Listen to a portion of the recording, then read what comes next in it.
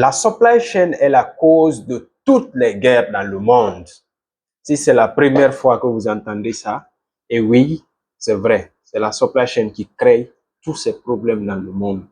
Guerre entre États-Unis, Iran, les différentes guerres qu'on appelle terrorisme dans le Sahel. L'origine de tout ça, c'est la supply chain.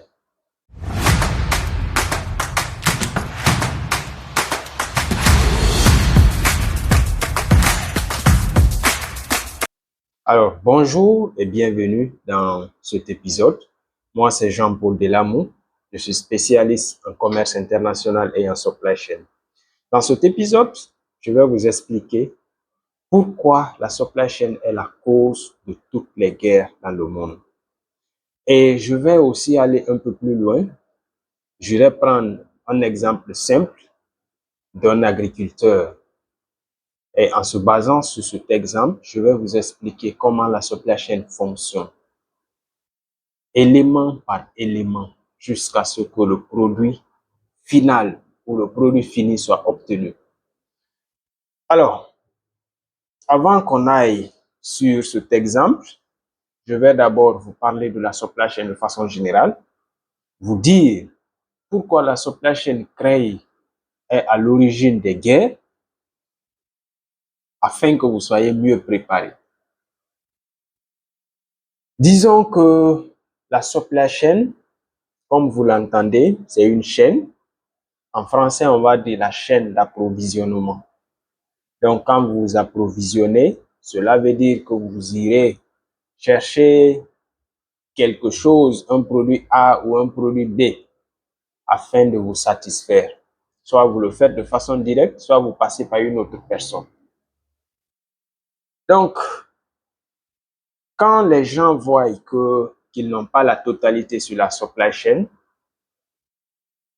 pour être encore un peu plus précis, la supply chain, c'est de la matière première à l'industrie jusque dans les boutiques. Toute cette chaîne-là, c'est ce qu'on appelle la supply chain. Il y a beaucoup de valeurs qui sont ajoutées avant que le client ne reçoive le produit fini. Donc, en grosso modo, c'est un peu ça. C'est de la terre jusqu'à ce qu'on ait un produit fini. Donc, pourquoi la supply chain crée ces guerres?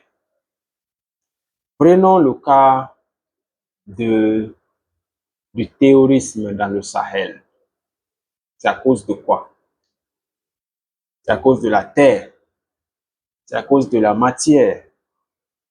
C'est parce que les États les plus forts, lorsqu'ils constatent qu'ils n'ont pas la totalité de la supply chain, c'est-à-dire tous ces processus-là ne sont pas gérés par eux-mêmes, ils se disent, mais pourquoi? Pourquoi je ne peux pas gérer tout ça? Parce que s'ils ne gèrent pas toute la chaîne, ils ne sont pas responsables de cette supply chain, ils ne sont pas propriétaires. Alors, ils vont essayer de s'imposer afin qu'ils puissent exploiter ces ressources, envoyer ces ressources dans leur usine, transformer et remettre sur le marché. Est-ce que vous comprenez un peu le processus? La guerre, par exemple, entre l'Ukraine et la Russie, c'est la même chose. Parce que les deux sont en train de faire la guerre à cause d'un territoire. Il y a un territoire qui est là, que les deux veulent récupérer. Et ce territoire regorge des quantités de matières premières, qui est principalement le gaz et autres ressources. Pourquoi la supply chain est la cause? C'est parce que chacun d'eux veut extraire, chacun d'eux veut mettre dans ses industries afin d'avoir un produit qui est le gaz qui pourrait être mis à la consommation des citoyens. Donc, chacun veut contrôler, disons, toutes ces séquences de l'exploitation, de la production, jusqu'à la mise sur le marché.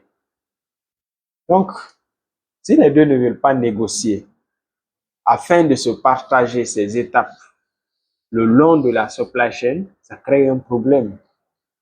Chacun veut être propriétaire de cette supply chain. Pourquoi quand il y a eu la guerre là-bas en Afrique, certains pays ont eu des problèmes concernant le blé? Parce que ce sont ces pays-là qui ont le monopole de la supply chain du blé. Parce que c'est eux qui cultivent la terre, c'est eux qui vont mettre à l'industrie pour avoir un produit semi-fini. Parce que ce n'est pas un produit fini-fini. Pour avoir un produit semi-fini. Et c'est ce produit semi-fini qui est alors exporté dans les marchés africains et on les utilise. On utilise cette farine pour faire du pain ou autre chose avec. Donc, vous voyez un peu pourquoi la supply chain est la cause. Revenons aussi au Moyen-Orient. On est en train de voyager. La situation entre l'Iran et les États-Unis. Les États-Unis veulent contrôler la chaîne pétrolière en Iran. Ils veulent contrôler toutes ces séquences de l'exploitation du pétrole, de la transformation et jusqu'à la vente à l'international. Et ce qui est encore plus avantageux, c'est qu'ils veulent gagner encore 2 fois parce qu'à l'international, ils veulent que le pétrole soit vendu en dollars. Donc ça, c'est le commerce international. Parce que le commerce international est un peu une partie de la supply chain. Donc, vous voyez un peu, et l'Iran dit non, mais tu ne peux pas exploiter mes matières premières, tu ne peux pas les transformer, tu ne peux pas aussi vendre à l'international utilisant ton dollar. Non, je voudrais l'exploiter par moi-même. Et les États-Unis disent, ah, ok, comme tu veux t'imposer, on verra qui est le plus fort. Donc, tout part de la supply chain. C'est économique. Dans les années précédentes, quand le président des États-Unis à l'époque, de 1960 jusqu'à 1976, il y avait la crise. Les États-Unis ont imprimé plus de billets que la réserve d'or qui était dans leur banque. Donc, tous les pays étaient en train de réclamer leur or parce que les États-Unis n'inspiraient pas confiance. Alors, qu'est-ce que le président Nixon a fait? Je ne sais pas si je prononce bien son nom. Il est allé en Arabie Saoudite, n'est-ce pas? Et il est allé négocier quoi? Le pétrole. Il est allé négocier le pétrole, la supply chain du pétrole. De l'exploitation à la production jusqu'à la vente à l'international. Il leur a dit, bon, si vous nous permettez que nous contrôlions votre supply chain, de l'exploitation, de l'extraction dans les puits, dans les usines et vendre le produit fini à l'international aux autres pays. Et en quelle monnaie? En dollars. Nous allons vous offrir la sécurité. Nous allons construire votre pays. Vous aurez des privilèges. Et qu'est-ce que l'autre État répond? Vu que ça l'intéresse, le deal l'intéresse, il dit OK, je te donne la main pour que tu puisses gérer ma supply chain. Donc, vous allez voir qu'il y a plus d'expatriés américains qui travaillent dans la plus grande société en Arabie Saoudite, Aramco. Donc, vous voyez un peu pourquoi la supply chain est à l'origine de tout ceci. Alors, vous avez maintenant compris en grosso modo pourquoi la supply chain est à l'origine de toutes les guerres dans le monde. Parce que c'est économique. Si une nation ne contrôle pas toutes les séquences de cette supply chain, de l'extraction ou de l'exploitation de la terre à l'industrie, jusque dans le marché qui est le secteur tertiaire, je vais parler de ça un peu plus loin, ce pays n'est pas propriétaire de cette supply chain. Et ça crée beaucoup de problèmes. On va prendre 2 cas de figure. Le premier cas de figure, on va dire que la supply chain est maintenue par un pays. Prenons par exemple un produit, parce que quand on parle de supply chain, c'est supply chain des produits. il y a plusieurs produits. Il y a le pain peut-être, il y a des bonbons, il y a chocolat, il y a les chaussures, il y a les vêtements. Donc, à chaque produit, il y a une supply chain derrière. Parce qu'il faut le coton, il faut envoyer dans l'industrie, transformer le coton en un produit semi-fini et envoyer dans les industries, faire les habits et après livrer aux clients. Donc, vous voyez tout ceci là. Donc, à chaque produit, il y a une supply chain derrière. Donc, disons que on prend deux cas de figure. Le premier cas de figure, c'est que il y a un pays qui contrôle totalement une supply chain. Alors, l'exemple que je vais prendre dans ce cas de figure, c'est chez nous, par exemple, chez DD Elegant Shop. Vous voyez, par exemple, cette chemise. Vous allez me dire, ah, tu portes cette chemise-là, ce t-shirt-là tout le temps. Oui, j'aime bien ce t-shirt. Alors, nous avions aussi beaucoup d'autres modèles, des chemises manches longues, des chemises Cocodunda, des chemises VIP, des chemises manches courtes. Nous avons aussi des robes. On a aussi plein d'autres produits. Ce n'est pas seulement en Côte d'Ivoire nous importons. Nous importons également au Mali, au Sénégal et du Burkina Faso. Donc, vous voyez un peu, si nous importons précisément ce t-shirt de la Côte d'Ivoire, et supposons que la Côte d'Ivoire a toute la chaîne, contrôle toutes les séquences. C'est eux qui font le coton, c'est eux qui envoient dans leur industrie, c'est eux qui transforment en tissu et c'est le tissu là que les couturiers utilisent pour faire ces produits. Donc, supposons qu'ils ont toute cette supply chain. Et nous, en Guinée, nous ne sommes que des consommateurs. Donc, s'il y a cas de force majeure, je me rappelle, il y a de cela 4 mois, il y a eu coupure d'électricité à Abidjan. Cela s'est passé, il y a eu 3 jours où le gouvernement ou l'agence qui est responsable de l'électricité faisait des entretiens. C'est ce que nos fournisseurs nous ont dit. Donc, qu'est-ce qui s'est passé? Ils n'avaient pas de stock de sécurité consistant. Ou les designs qui étaient dans le stock, c'était un peu des vieux designs. Et pendant ces 3 jours, ils n'ont pas produit. Ça, c'est un cas de force majeure. Qu'est-ce qui se passe chez nous? Nous qui dépendons de cette supply chain, parce que c'est eux qui ont l'intégralité de la supply chain. Nous, en tant que Guinéens, qu'est-ce qui se passe chez nous? Il faut qu'on attende. On n'a pas le choix. Déjà, il y a un problème chez eux. Si on n'a pas de fournisseurs ailleurs, il faut qu'on dépende d'eux. Et si c'est dans le même pays où on a tous nos fournisseurs, ça devient un problème. Donc, on est affecté.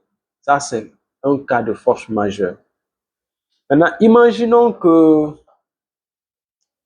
la Côte d'Ivoire, disons, interdit l'exportation des vêtements. Ça, c'est pas un cas de force majeure. Ça peut être une décision de l'État. Et ça va un peu dans le commerce international. Si c'est vérifiable, si tu dis que c'est pour protéger l'industrie en place, ou bien c'est que la consommation nationale n'est pas satisfaite, tu peux dire non, on ne peut plus exporter. Donc un matin, tu fais un décret, le président fait un décret, il dit les exportations de tel sont interdites. On ne peut plus exporter dans un autre pays. Vous voyez un peu ce qui se passe? Ça, ce cas-là, c'est une décision. Donc, un pays qui dépend de cette supply chain, parce que c'est la Côte d'Ivoire qui a l'intégralité de la supply chain, donc nous, on a déjà des problèmes. Parce que si on n'achète pas, on ne va pas vendre. Si on ne vend pas, il n'y a pas de revenus. Et s'il n'y a pas de revenus, on ne verse pas de salaire. Si on ne verse pas de salaire, qu'est-ce qui va se passer? C'est que d'autres vont aller au chômage. Et si d'autres vont au chômage, qu'est-ce qui va se passer? C'est les tensions et voilà, les manifestations.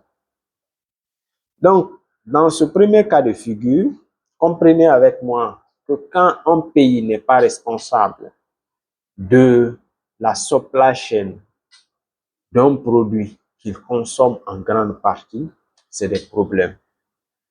Et c'est pourquoi nos États doivent se battre pour que les produits de consommation tels que le riz, tels que l'huile, tout ce qu'on utilise chaque jour pour se nourrir, tous les pays devraient normalement devraient être propriétaires de ces supply chains. Parce que l'exemple que je viens de prendre, ça c'est les habits. On peut utiliser des habits, mais s'il s'agit de la nourriture, qu'est-ce qu'on fait? On importe massivement de la Chine, on importe massivement de l'Inde, on importe massivement de la Thaïlande. Le riz, cela veut dire que notre production nationale ne peut pas satisfaire tout le monde. Donc le jour où ces situations comme ça arrivent, ça devient un problème. On prend le deuxième cas de figure, parce que ça c'est un autre débat, c'est un autre débat. On prend le deuxième cas de figure. Là où un pays a la moitié de la supply chain. Quand un pays a la moitié de la supply chain, c'est que tous les deux pays, dans toute la chaîne, chacun est responsable d'une partie. Ou bien chacun a une séquence où elle contrôle. Donc, prenons un exemple entre la Guinée et la Chine. Désolé si je prends beaucoup d'exemples sur la Guinée. Je ne connais pas beaucoup pour les autres États, c'est pourquoi je prends pour la Guinée. Donc, dans les statistiques que moi j'ai lues, 70% des importations de la Chine en bauxite, c'est la Guinée qui leur donne ça. Je dis bien 70%, hein.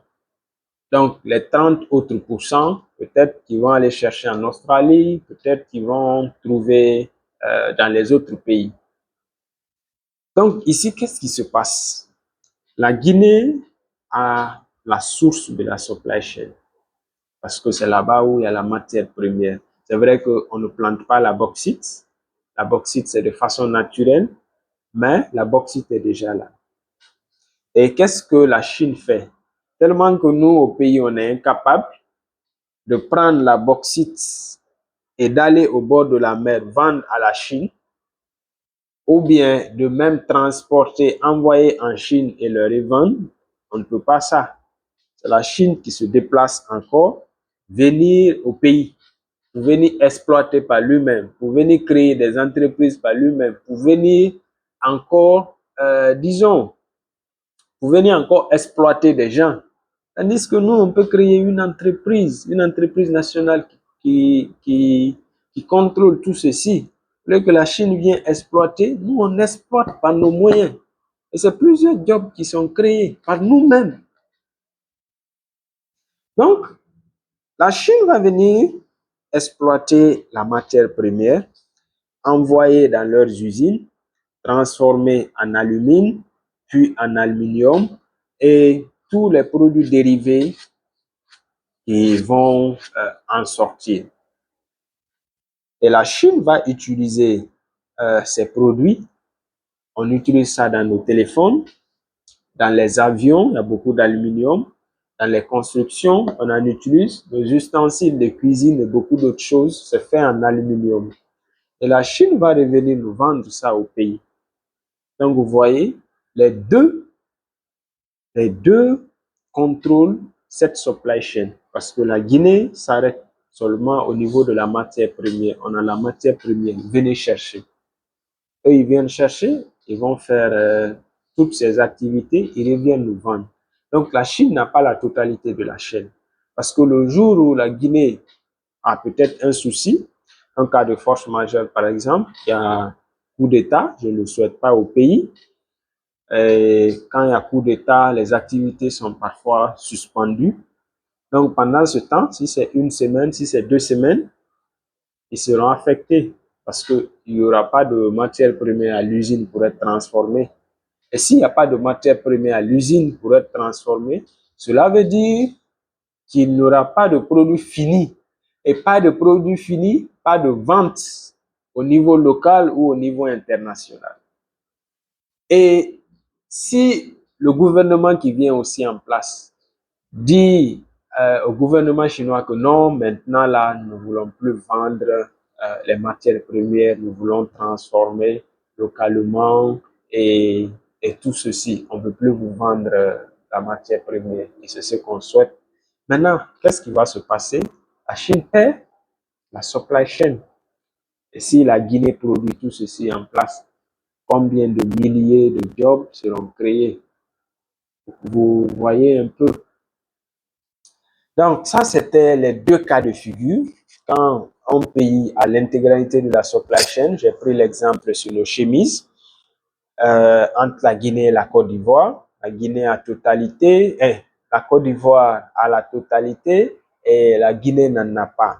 Et j'ai pris aussi un autre exemple entre la Chine et la Guinée, où les deux partagent la supply chain. Alors, comme je vous l'avais dit que j'allais prendre un exemple sur un agriculteur afin de vous expliquer la supply chain, on y va. Mais bien avant de rentrer dans le vif du sujet, qui est cet exemple, je voudrais d'abord attirer votre attention sur quelques petits points. On va parler principalement des trois, disons, des trois secteurs. Le secteur primaire, c'est tout ce qui est lié à l'agriculture. Quand on parle d'agriculture, c'est tout ce qui concerne la terre. Et ensuite, on va parler des industries. Les industries, ce sont les petites usines, les grandes usines. Il y a aussi des usines d'assemblage.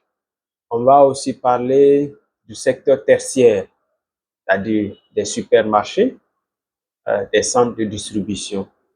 On va toucher tous ces trois secteurs parce que ce sont ces trois secteurs-là qui font la supply chain. Et ensuite, je vais aussi vous parler de transport et de stockage. Ça, c'est ce qu'on appelle la logistique.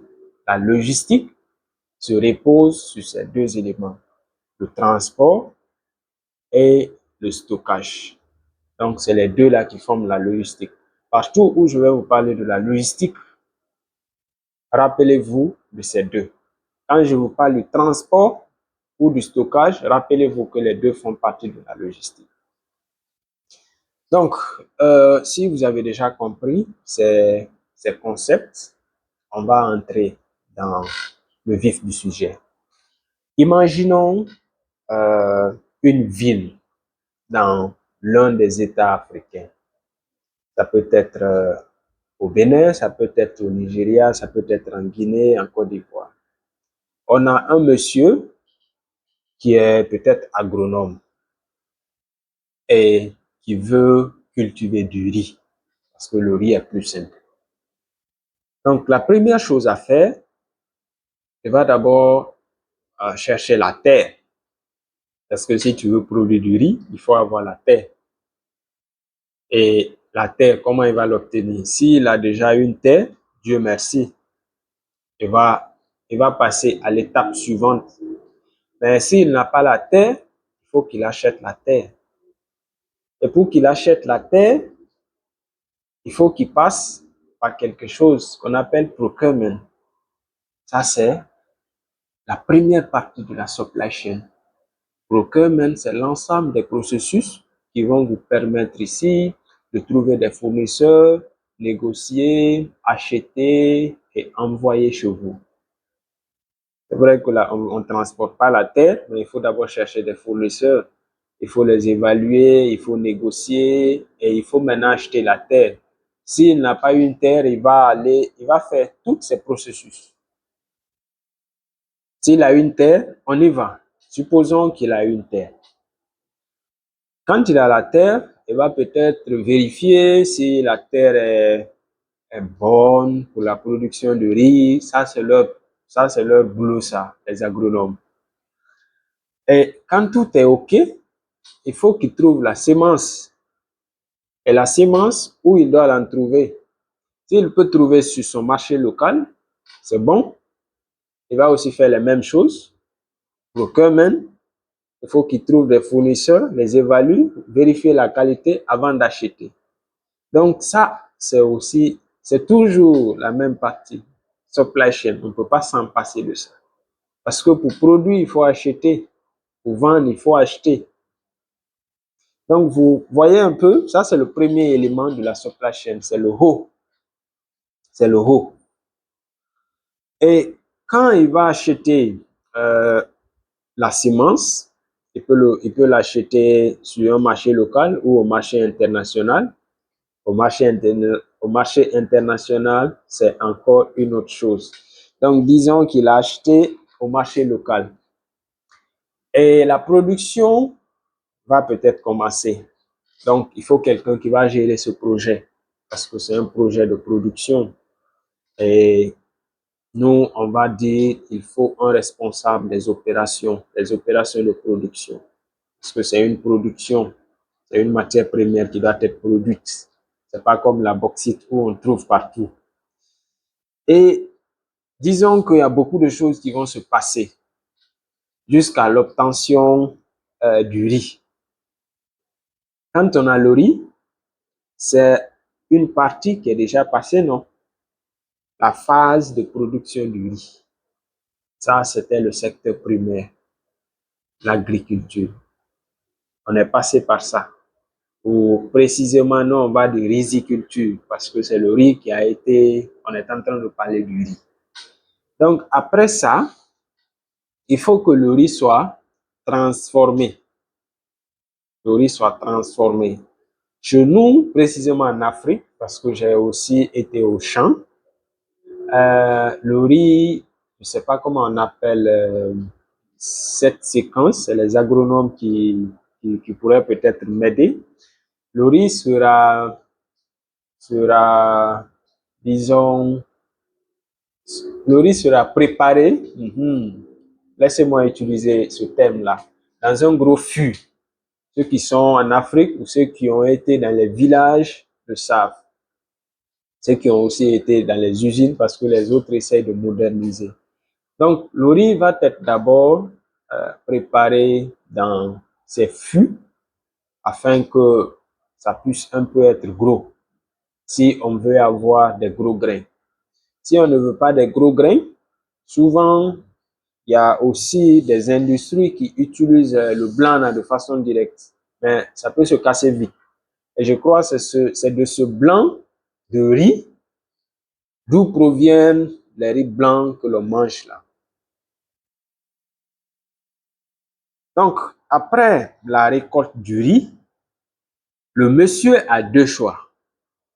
Il peut revendre directement cette matière première à des gens qui vont venir acheter pour aller transformer. Maintenant, si lui, il veut transformer, c'est une industrie qui va mettre en place. Donc, on quitte du secteur primaire et on vient dans le secteur secondaire, l'industrie. Et il nous faut qui? Il nous faut quoi? Il nous faut faire quoi? Il nous faut un responsable d'opération qui comprend comment le riz est transformé, quelles sont les normes qu'il faut respecter. Et il nous faut des équipements. Il nous faut une usine prête. Donc, cette matière première va rentrer dans l'usine. Et l'usine va créer beaucoup d'emplois. Déjà, sur le champ, on sait qu'il y a de l'emploi qui est créé. Parce qu'il faut pomper, il faut surveiller des drones, il faut avoir des drones pour surveiller le champ. Il faut ça, il faut ça, il faut ça. Il faut transporter les matières. Il faut les stocker. Quand on va acheter les semences d'abord, il faut les transporter, il faut les stocker avant de les mettre au champ. Il faut des gens qui vont veiller sur ça jusqu'à ce qu'on puisse avoir la matière première, le riz. Et après ça, il faut peut-être conserver une semence pour la prochaine année. Il faut le stocker quelque part. Et dans quelles conditions faut-il stocker ces semences pour ne pas que ces semences ne se gâtent? Vous voyez que ça devient intéressant. C'est des boulots qui sont créés. Dans l'industrie, si l'industrie doit tourner 24 heures sur 24, on a besoin de 2 équipes. Et une équipe, on ne sait pas combien de travailleurs seront embauchés. Et il y a des gens qui vont aussi offrir des services à l'industrie. Vous voyez comment le boulot est créé lorsqu'une supply chain se passe dans un pays effectivement. Donc l'usine va produire, va transformer cette matière première en un produit semi-fini. Les riz qu'on voit dans les sacs ne sont pas des produits finis, ce sont des produits semi-finis. Du champ, il y a des trucs là-dessus qu'on va venir à l'industrie, on essaie de préparer, on essaie d'enlever ces trucs et on essaie de les emballer dans les sacs de 1 kg jusqu'à 25 kg ou jusqu'à même peut-être 50 kg. Donc ça, c'est le secteur secondaire qui va s'occuper de ça dans les industries. Donc le premier secteur en a employé beaucoup, le deuxième secteur en a aussi employé beaucoup. À ce niveau, le monsieur peut se dire, puisque j'ai déjà le riz qui est à un état semi-fini, je vais le vendre de façon directe, soit en gros ou en détail. Donc, il faut que le riz soit transporté. Pendant d'abord la transformation du riz matière première en riz produit fini, il y a déjà l'entreposage de la matière première. Il y a le transport de la matière première dans les usines de transformation. Et après ça, il y a aussi le stockage du produit semi-fini, le riz, la logistique, l'entreposage, le transport, la logistique. Maintenant, la transformation, ça, c'est les opérations qui s'occupent de ça. On a le produit semi-fini. Le monsieur dit, oui, je veux faire en gros et détail. Donc, il nous faut des entrepôts. Il nous faut des entrepôts si on veut faire un détail. Si on veut faire en gros, j'allais dire. Il nous faut des petits magasins si on veut faire du détail aux gens. De toutes les façons, on a besoin des entrepôts d'entreposage. Parce que les entrepôts vont en prendre pour une grande durée si c'est pour les détaillants. Si c'est pour les grossistes, les gens peuvent aller dans les entrepôts récupérer parce que c'est en gros le volume est trop. Donc, il faut que des entrepôts soient construits. Et pour le construire, c'est là-bas où l'ingénierie logistique va s'activer. Tout au long déjà de cette chaîne, on a besoin des ingénieurs logistiques qui vont évaluer le transport, les entreposages, qui vont faire le design du bâtiment industriel, qui vont faire aussi le design des entrepôts. Donc, il faut des ingénieurs qui vont faire ces designs, qui vont mettre en place le flow. Donc, quand on a déjà l'entrepôt, on doit transporter les produits semi-finis de l'usine de transformation jusqu'à ces entrepôts. Et quand on envoie dans ces entrepôts, ça reste une seule partie maintenant, la livraison. La livraison, c'est la logistique.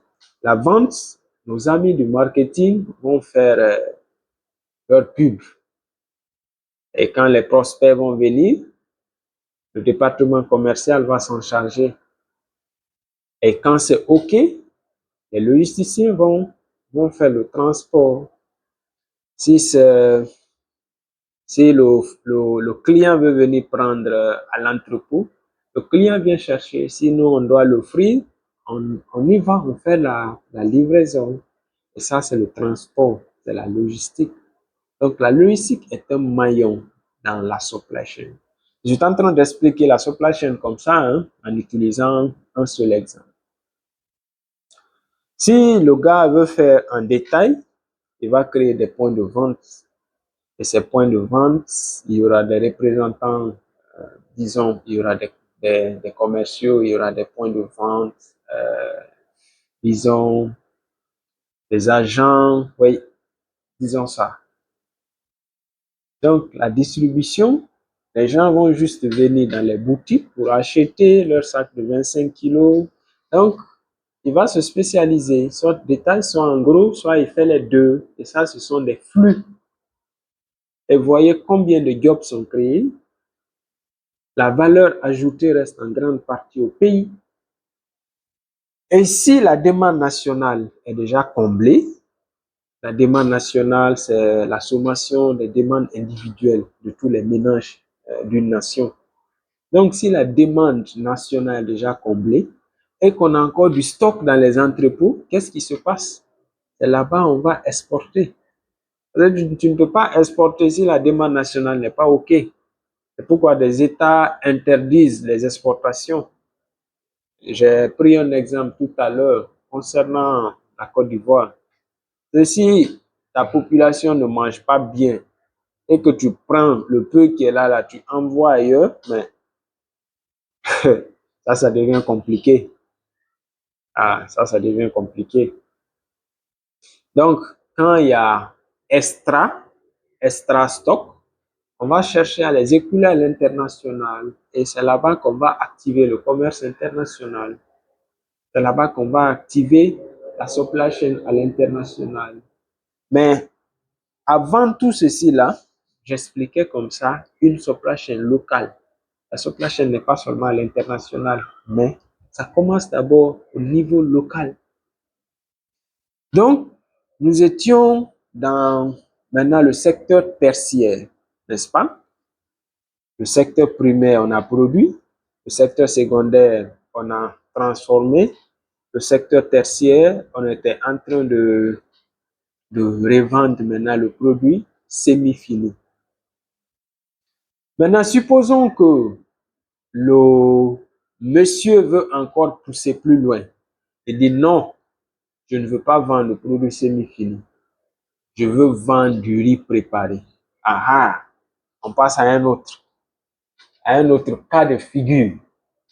Il dit non, moi je ne veux pas vendre mon produit. Peut-être que les autres vont faire ce que tu as dit là, monsieur Delamour. Moi je ne veux pas ça. Moi je veux transformer mon riz et revendre dans mes chaînes de restaurants et revendre dans mes hôtels. Je veux que ça soit mon riz fait par moi-même. Donc ça devient encore un peu plus grand.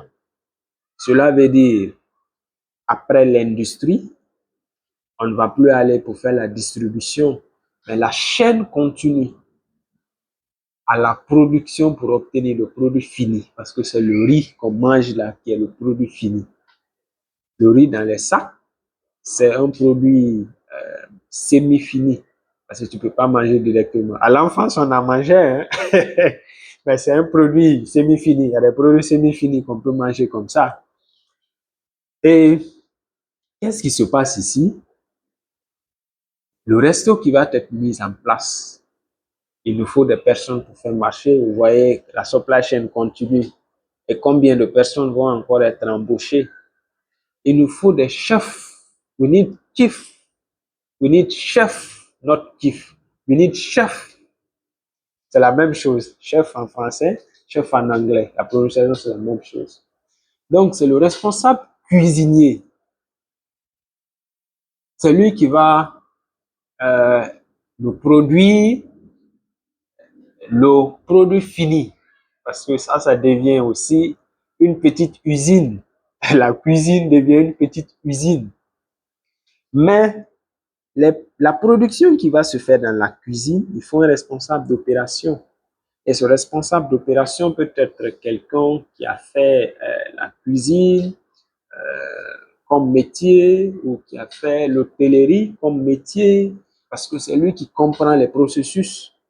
Donc, il devient le responsable des opérations. Et combien d'autres cuisiniers seront embauchés? Cela va dépendre de la grandeur des différents restos, de la grandeur des hôtels, de la demande aussi. Donc, on vient à un niveau produit fini. Vous voyez un peu comment on a allongé la chaîne de la production de matières premières, transformation en produits finis, en produits semi-finis. Et maintenant, on est à la transformation de produits finis. Et souvent, malheureusement, nous, on est toujours à la fin. Là. On est toujours à la fin. Le secteur tertiaire, on est toujours à la fin. Revendre le produit fini. Donc, tous les deux secteurs-là appartiennent aux autres. C'est pourquoi, quand eux, ils ont la possibilité de créer 5000 emplois, nous, on ne peut que créer 1000 emplois dans les boutiques. Donc, le riz là va être transformé et vous ou moi, j'irai dans l'un de ces restos pour aller manger. Et quand je paye de l'argent au restaurant, je paye toute cette chaîne. Je paye toute cette chaîne. Pourquoi je paye toute cette chaîne? Parce que les prix ont été augmentés le long de la chaîne jusqu'à ce que le riz est venu au resto. Le prix a été augmenté de la production de matières premières à l'industrie jusqu'à ce que le riz vienne au resto pour que moi je vienne acheter pour manger. Donc, c'est moi alors le boss. C'est pourquoi on dit que c'est le client qui est le boss. Pourquoi? Le client est roi. Parce que c'est lui qui vient vous payer, vous tous. C'est toute cette chaîne-là. Quand le client donne 10 000, cela veut dire que ce 10 000 là a été réparti jusque-là au champ pour que tout le monde soit payé. Parce que si le riz ne s'achète pas, qu'est-ce qui va se passer?